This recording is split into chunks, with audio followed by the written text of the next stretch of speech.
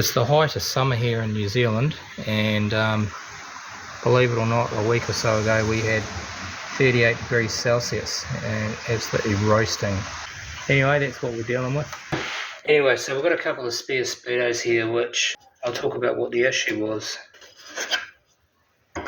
So this is the back of the Speedo, and the problem I had with my Speedo is if you put a drive, like a square drive in the back here, this should turn nice and free.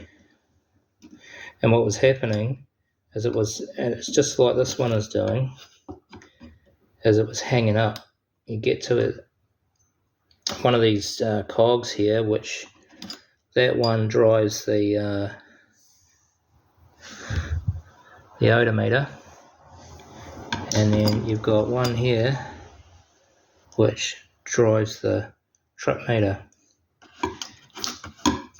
So in the Speedo in the car, when you turn the drive housing, it just wasn't turning freely, and this one is not turning that freely either.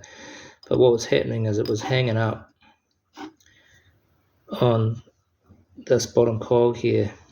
It would slow down and you'd get resistance, and it's pretty much like what this one's doing. You've got this this cog here. This might have been the one that actually came out of my car, I can't remember now, but essentially it's on this cog, runs up against that main drive unit there, that worm drive, and it's attached to a cam, and as it turns around,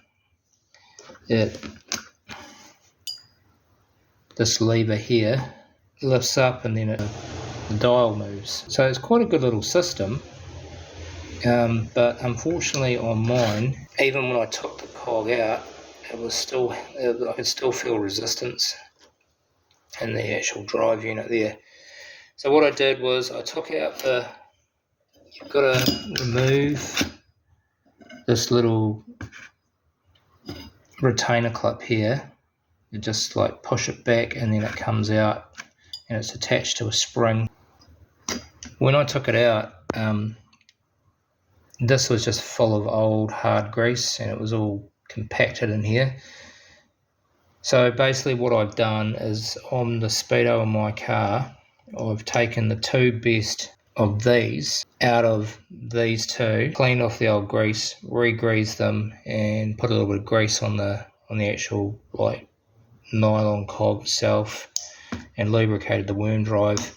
And also I put some engine oil down into the drive unit here. I put it all back together and took it out, and it's running perfect now.